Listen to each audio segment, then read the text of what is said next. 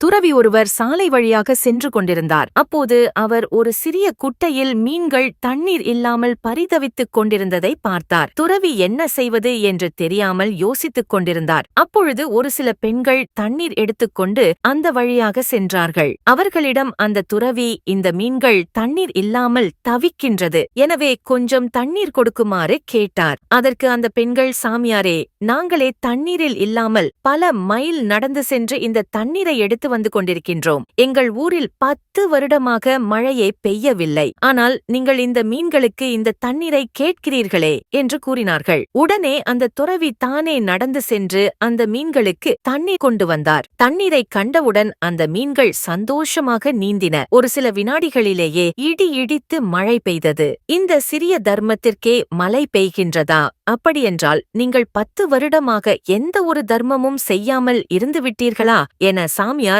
அந்த பெண்களிடம் கேட்டார்.